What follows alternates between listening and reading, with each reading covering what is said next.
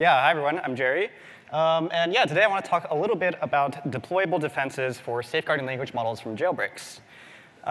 So yeah, first a little bit about me. My name's Jerry, I'm at Anthropic.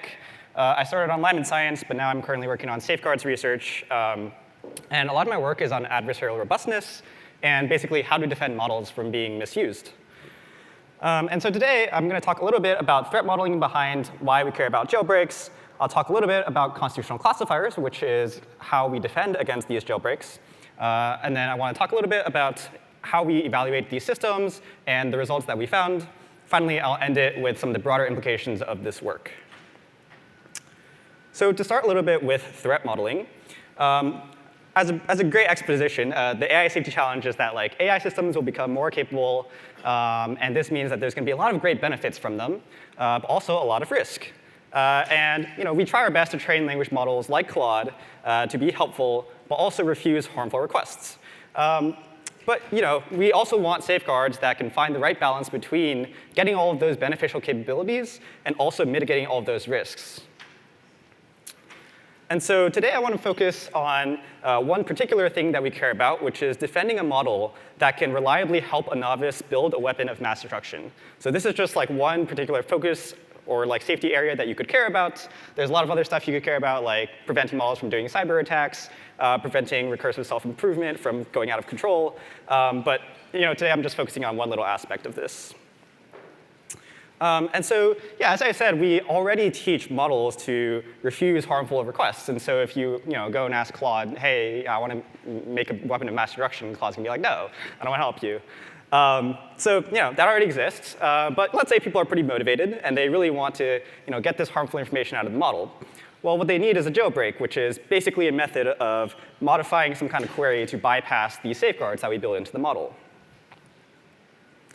And one important thing that is maybe particular to this specific threat model of weapons of mass destruction is that a novice would actually need to make maybe hundreds or thousands or tens of thousands of queries in order to actually accomplish any harm.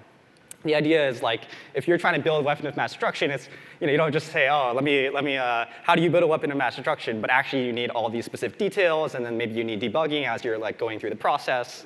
And so really you need to make a lot of queries, and the model needs to help you with all of these queries because you're a novice and you don't really understand the answers yourself. And because we train the model to refuse harmful requests outright, it would be kind of annoying if you had to jailbreak every single question that you wanted to be answered. If you're going through thousands of queries and each one takes you maybe 1 hour to find a jailbreak, this is really annoying for you. And unless you're extremely, extremely motivated, you're probably going to be like, OK, this is not the best approach for me.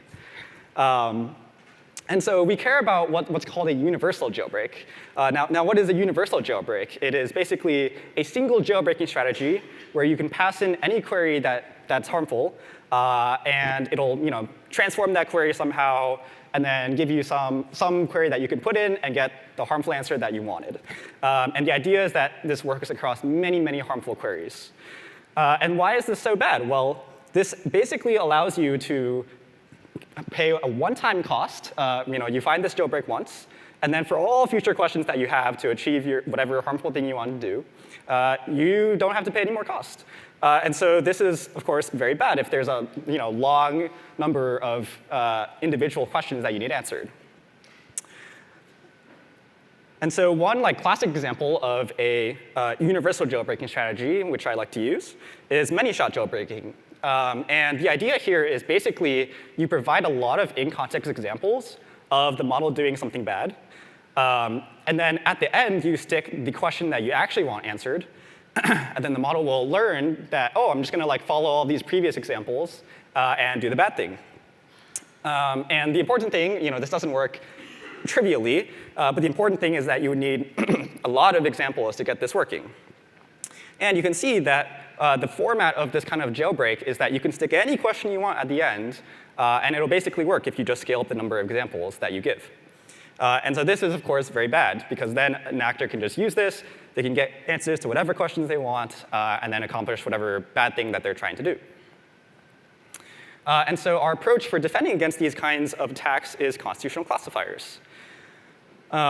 So when we think about classifiers and how to defend against these universal jailbreaks, there's probably like 3 axes that I like to think about. One is that, of course, it should be robust. So primarily we care about defending against universal jailbreaks, but maybe we also care about defending against like individual jailbreaks, but maybe like to a lesser extent. And the second thing that we care about is that whatever defense you build has to be practically deployable. If you build like some classifier that just blocks everything, then of course you're very safe, but there's also no like beneficial capability to get from the model. And so like things to often think about here are like making sure it's not like insanely expensive to run this like additional safeguard, minimizing the over-refusal rates, and also like preserving key product features that are like very crucial to the experience, like streaming, latency, stuff like that. And then finally, this is like kind of like an interesting one, but it's like you want to make sure whatever you build is quite flexible. And now why do you want this? It's because whatever harm you care about, it's very likely to change. Like 2 years ago, the thing that was very important to us was weapons of mass destruction. But these days, when you see how AI is being used, they're often being used in kind of like agentic areas. And so what this means is that there's a new like domain of harm that you need to defend against.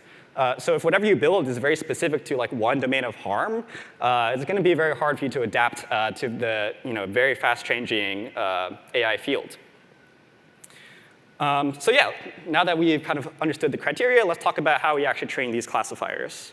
So it's nothing too complicated. The classifiers basically look at the user inputs and the model's outputs.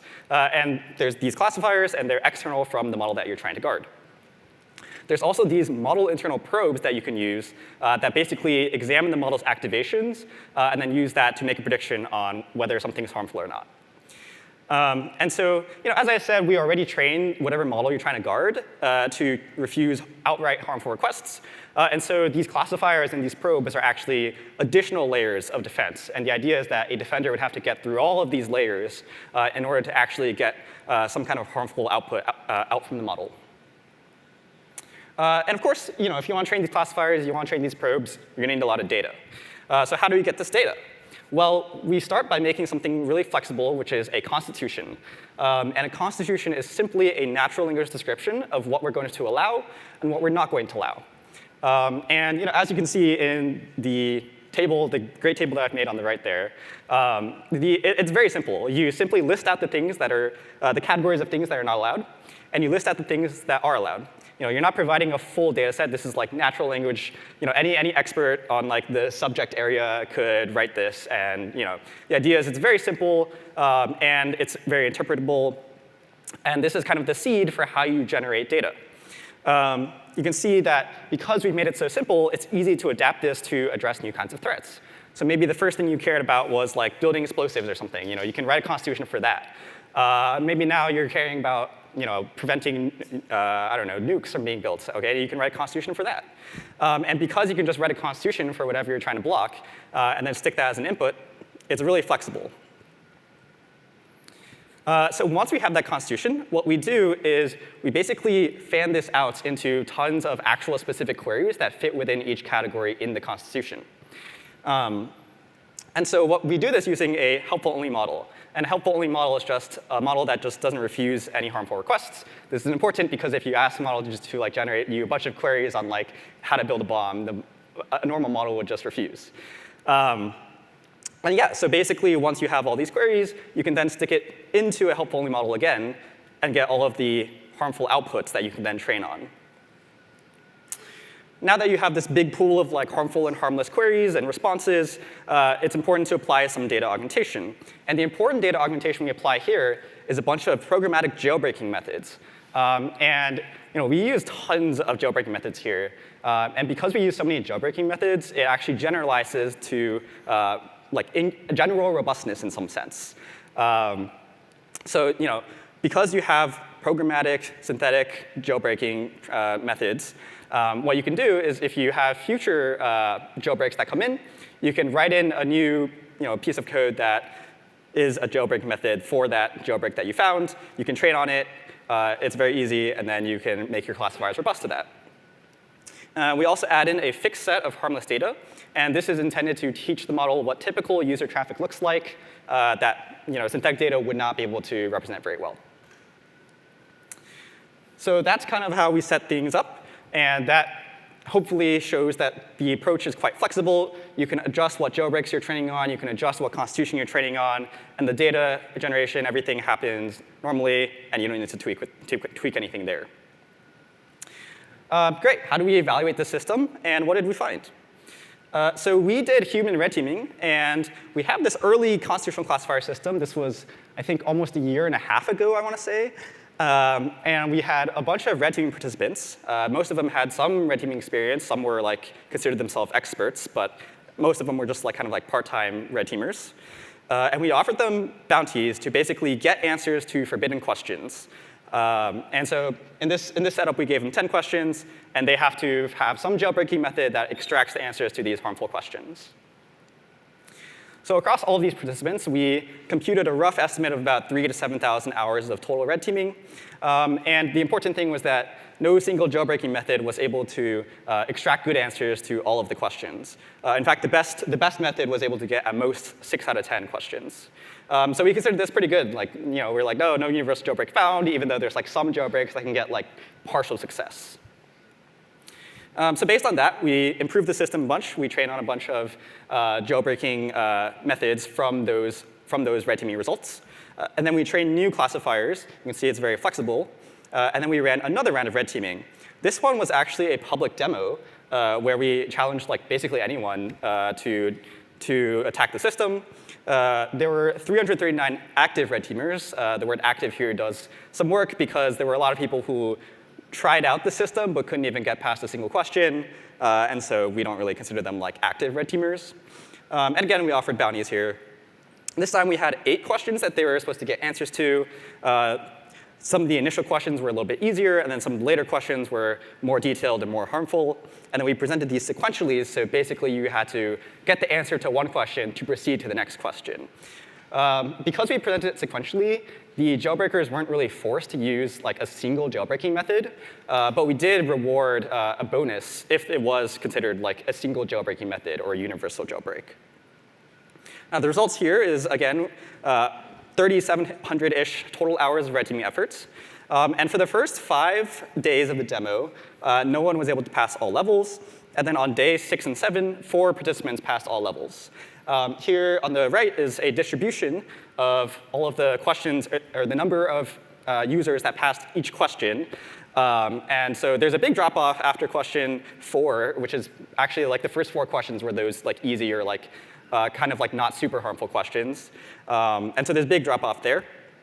But yeah, out of those 4 participants, one of them did actually discover what we determined to be a universal jailbreak. And those other 3 people, one of them was a borderline universal jailbreak, where the method needs some tweaking, doesn't fully work.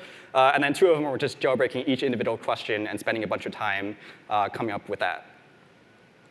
So then we made even more improvements into what we call production-grade constitutional classifiers. I'll kind of skim over the details here, but the cool things are that, of course, we trained on some of that data and looked at the jailbreaks that people found to improve the robustness there. But then we made a bunch of other improvements to kind of touch on the deployability of the model. So one thing that we did is we started using model internal probes, and we used this as a first-stage filter. Now, what exactly is a first-stage filter?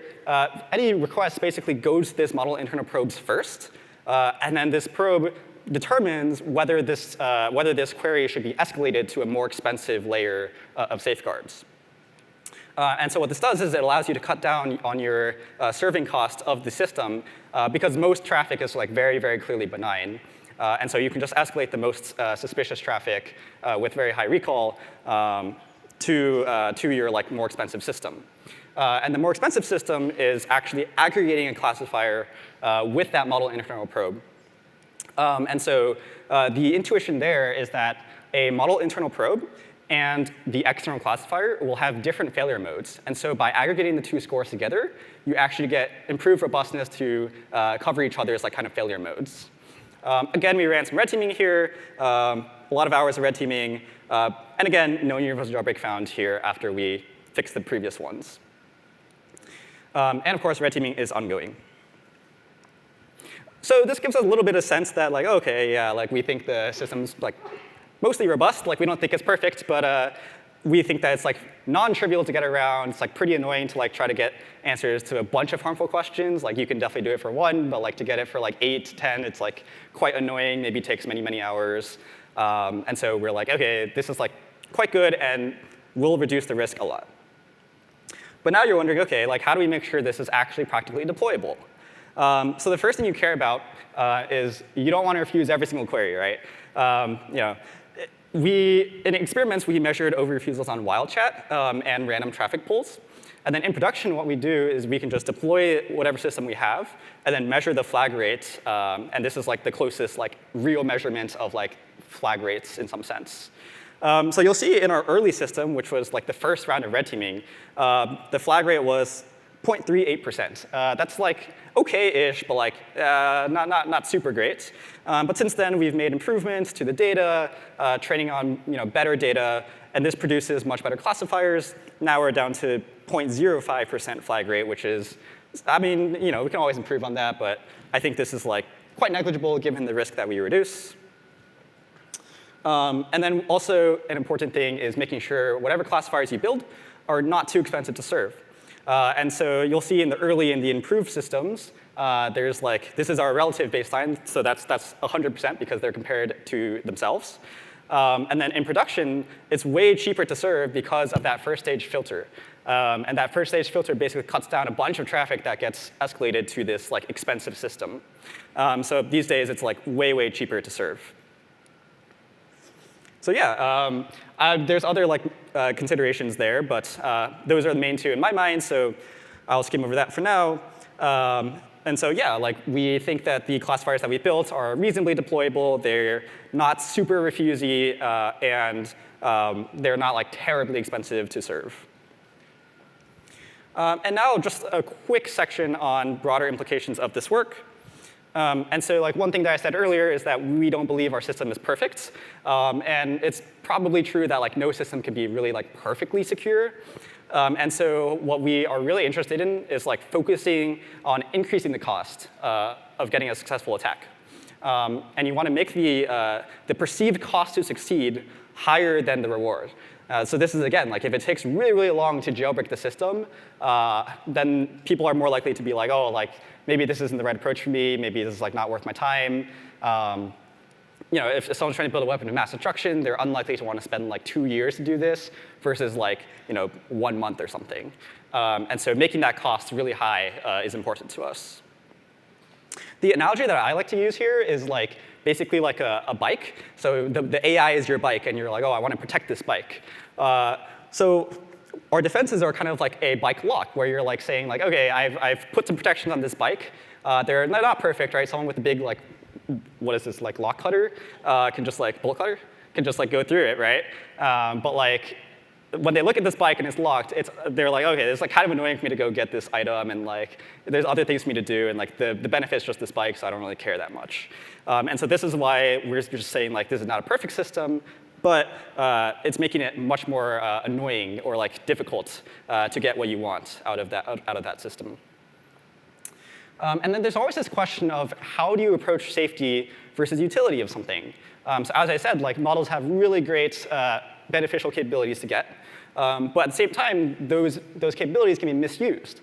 And so when you're deploying some kind of safeguard, you always have to consider the utility aspect. You don't want to prevent all of those utilities from being used.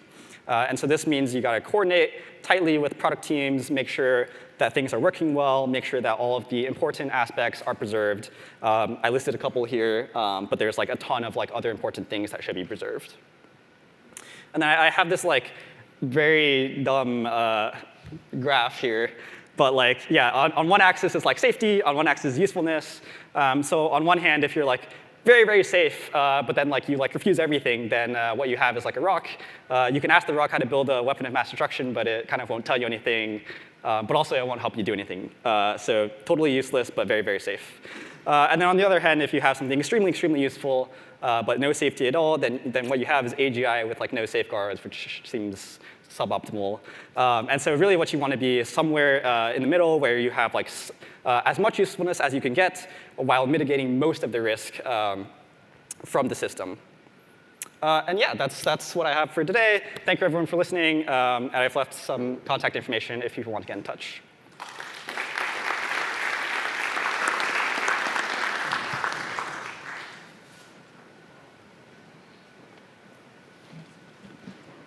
Hi. So when you say a probe into the model, is that a linear probe in the mech-interp sense of that? Yeah, exactly. It's a linear probe on the model's activations, nothing super big brain there. When you change something and add a new rule to the Constitution and are using your helpful only model to generate the negative examples, how much compute does it take, assuming that you're not changing the weights of the model itself at all, to retrain all of those probes so that you can yet again detect sketchiness? Yeah, I mean, basically what happens there is you're just running a bunch of sampling. And so like, because you're just generating a bunch of queries, it's not actually that expensive. So you can think of it as like running like some queries into like a sonnet model or something, and then getting like some like, maybe like on the order of 100,000 responses or something, which is like not like zero, but like it's not like that expensive. Same thing with the model internals. You're just like recomputing the activations, which is like kind of annoying, but like because the data set's like not that big, it's like not actually like. But the linear probes themselves are tiny. Yeah, the probes themselves. That's not hundreds of billions of parameters in the model. There's probably only, what, hundreds of parameters in the linear The probes are easy to train. The annoying thing is collecting the activations from the model. OK. Yeah, yeah.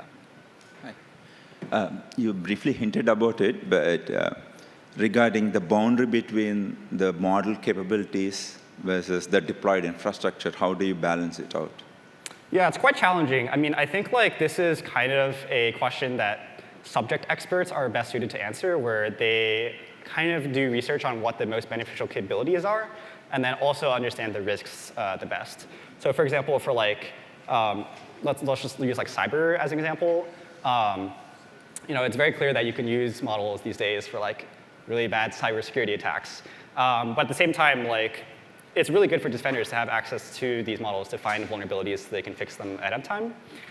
So like one example is like Glasswing, where we like give defenders access beforehand to a model that's very capable. And so that's one way to like balance the risks and the benefits.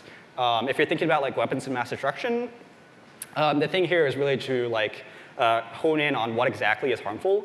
And so like, if you're concerned about like, let's say a chemical weapon or something, you could block like all of chemistry, but that's like pretty bad. So like, it's really like focusing in on that constitution and really getting specific on like what exactly is like harmful and what is like dual use, like what could be used for good stuff, and what is like strictly just like something that can only be used for bad stuff.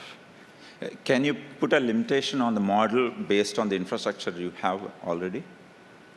Sorry, what do you mean? Can you put a limitation on the model itself based on the infrastructure you have? Can you put a limitation on the model itself? I mean, you can train the model to refuse outright harmful things. But this is not like perfectly robust, and so oftentimes we just place external safeguards on the harm areas that we care about the most. And that's kind of like what this work is. Thank you. Yeah. I'll go this way maybe, or? OK, I'll go over there. Great talk. Do you have any other sort of special classifiers or probes for agentic use cases such as Claude Code? We have probes for basically a lot of harm areas that we care about. And the nice thing with probes is that because it's just like a linear probe, it's very cheap to run. And so you can train a lot of them for like the things that you think are the most harmful. Yeah. I also noticed on Twitter, like a lot of people are complaining about biology being like very refused and stuff. Like, do you have any idea like why that might be the case? Yeah, so I mean, you're probably referring to Fable, is my guess. And so Fable specifically, the idea is that Fable is extremely good at biology. And so there's a bunch of like dual-use biology kind of queries that could be used for extremely harmful things. And so the main thing we wanted to get out of Fable was kind of the cyber capabilities, and we wanted like defenders of like cybersecurity defenders to have access to the model. And so biology was basically not an intended use case of Fable. And so what we did is like, we could have like spent a lot more time to like, really cut out, what is like dual use biology that's harmful, or that could be used for really harmful things. But the fastest thing that we could do is just get rid of biology and then just present the cyber parts of Fable. And that's kind of what we went with. Yeah. Cool. Over here. Thank you so much for the talk. It's really nice results. And I have some questions about the difference between external classifiers and model internal classifiers. You said something about there's some trade-offs between the failure modes. But intuitively speaking, if you have a model internal probes, it sounds like you have some kind of white box access towards the model is compared to have completely black box input-output based probing. So I'm wondering what kind of failure, specifically based on failure modes, what kind of trade-offs are there?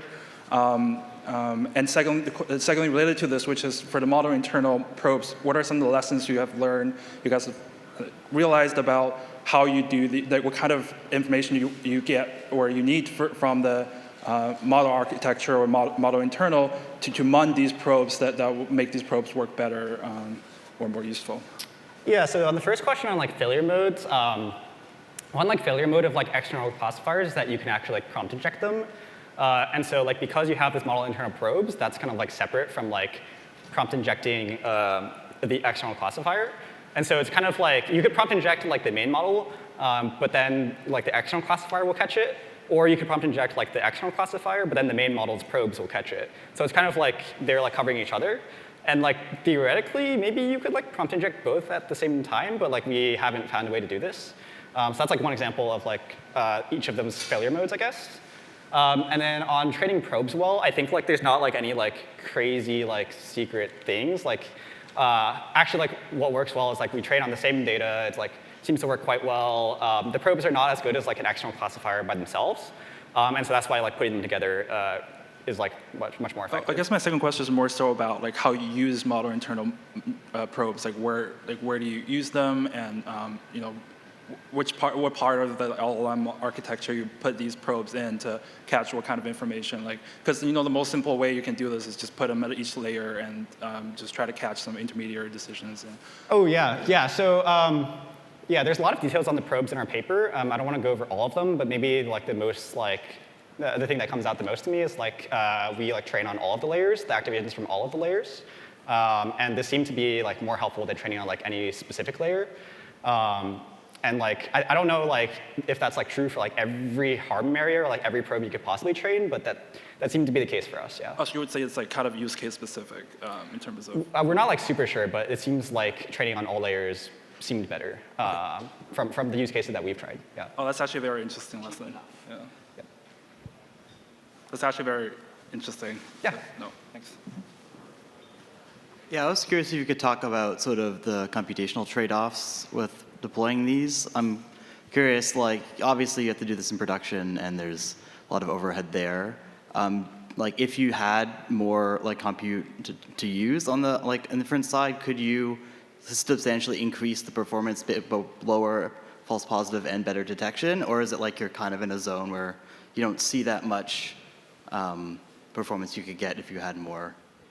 Yeah. One like really neat result that I didn't put here was that actually you can scale up the constitutional classifier. So like if you go from like an extra small to a small to like a medium to a large, the performance basically just like goes up.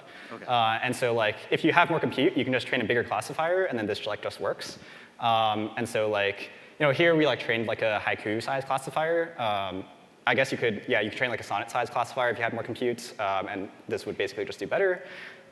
If you had more compute, you could also like generate much more data. We also found that just scaling up the data helps, I think, like pretty consistently. And so like anything, I mean, you can just scale up basically anything. It seems like it just helps. There's nothing like super big brain there. Seems good. It's flexible. Yeah, cool. Okay, thank you very much, Jerry.